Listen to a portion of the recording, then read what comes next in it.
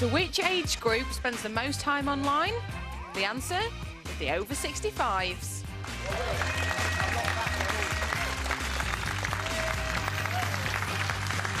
Astonishing but true. According to Ofcom, the over 65 spend more time online than any other age group, surfing 42 hours every month. I keep telling my mum, stop looking at the porn, but she just will not listen.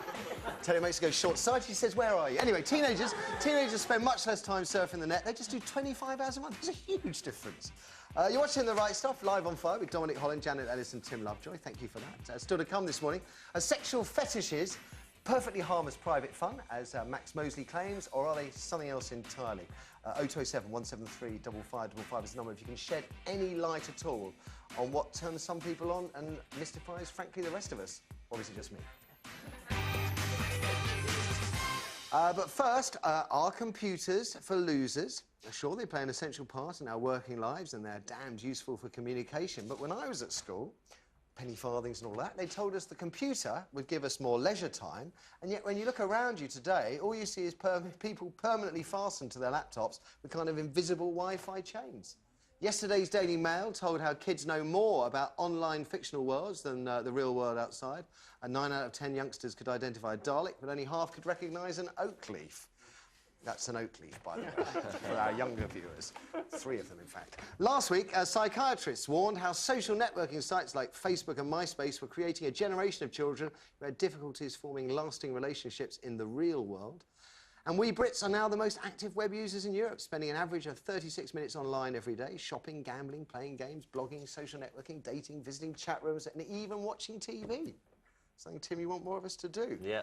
But do we want to spend more time on computers or less time on computers? I think it's healthy to spend as much time as you possibly can on computers. Watch it. No, I think computers are great. I mean, the reason why I set up my thing was because I saw the growth of it. I started a MySpace site. I got 85,000 members. I started Facebook. The membership just came in. I was getting sent virals, and I found it really exciting.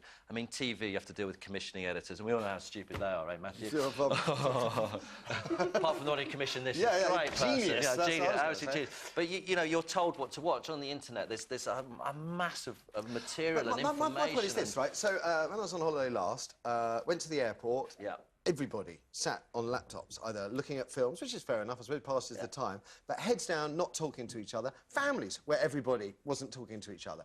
I then went to the coffee shop. You go to the coffee shop, no one's talking. Everyone's tap, tap, tap, Wi-Fi access. And I'm sitting there thinking, what's happened to the world? Yeah, but are we not going to talk anymore? We're not going to meet? Is there a difference between that and people sitting there with their head in the sun or reading a book, you know, all those kids who sit and read Dickens? Yeah. I mean, should they get out a bit more and not Never see it happen, actually. I can't remember the last time I saw a child reading a book in public. But I don't know, I think computer... I mean, Facebook has gone mad where people are living their lives on it because they post their pictures on there.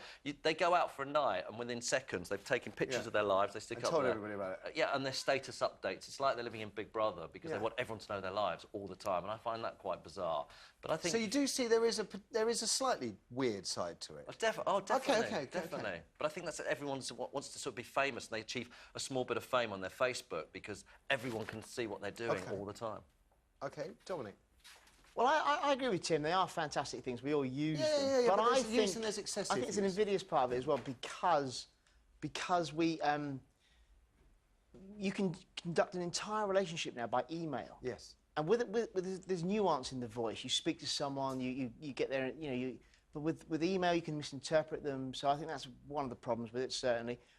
I think there's also a case where it's sort of so dependent now on technology. And if you lose your mobile phone for a day, you feel naked, you feel lost. People without the, you know, I've been in meetings with people and they've been on their BlackBerries getting emails, so they're reading their email whilst you're talking to them. I can't stand it. Which makes you, it's very rude. It makes you feel very intimidated, very insecure about, you know, your status in the meeting. So I think technology is great to an extent, but I think there are vulnerable people that can become utterly dependent on it. OK, Janet. And that's bad. Yeah, I agree. I think the pernicious thing about it is that it encourages a kind of weird continuous present where the thing you are doing now is overridingly important and you must share it exponentially with everybody that you know and indeed a lot of people you don't know. The bad sides are easier to say than the good, I think, in a way, because the bad thing is so obvious. If it's a person who is disassociated socially, who becomes only associated through their computer, then you can see instantly that that's not a great thing. But I tend to think that would have happened anyway to them. You know, social skills are something you either have or you haven't, and I don't know whether they've just found somewhere where they actually do feel more in control of their lives. But I think there is... about that, actually. But I think there's a way that any form of technology, because it's new, becomes very associated with the current generation. They are not its masters. Witness the fact that the Silver Surfers are the most active group. And I think that you have to kind of say, well, it's now part of our lives. You can't uninvent it for a start. And there's always going to be huge advantages to it. We could just get all the computers and burn them in squares. No, you couldn't. No, you couldn't. You couldn't do that. City squares? Shut up. But something else will always replace it. Something else which divides us and yet unites us at the same time. OK, computers. Overuse of computers just for losers? Amy? First caller thinks computers have killed our conversations. It's Andrea on line 2. Morning, Andrea. Hi. Well, I think it's killed conversation because all my real friends are cyber friends now, and I end up speaking to them on the computer after I've just had a coffee with them. So, I mean, so I've said everything I wanted to say, and then I'm on the internet. Why? Why? Because they flash up with the IM. Hi, how are you? And I think I'm exactly the same as an hour ago. Leave me alone. Get on with your life. Honestly, My MySpace page says, I don't want to hear from you. You're not my friends. Well, no, honestly, the text does. It'll be them. It will have pushed through late, and it'll say, you fancy meeting for coffee at 6 o'clock? And I think, well, I've already been. But people used to do that with phones, didn't they? I mean, my parents used to say, you've just spent all day at school with these people. Why are you on the phone to them? It's the same thing. Presumably, Jane Austen was busy writing notes to people, having them delivered the next day. People text But now then as there'll well. be a detailed hotmail, won't there, from them about their lives? A blog mail, you know, saying, this is what I've done with my day, people of the world, to 25 of their friends. OK, Andrea, thank you very much for that. One of mine. OK, we've got Gillian on line 1. Gillian, good morning. Good morning. So, people overuse their laptops? Do you think they're losing contact with the rest of the human race? Well, no, not really. My life has started again, really, in the last 4 months. I've had access to the internet and my laptop. Right. I'm disabled and agoraphobic. Right.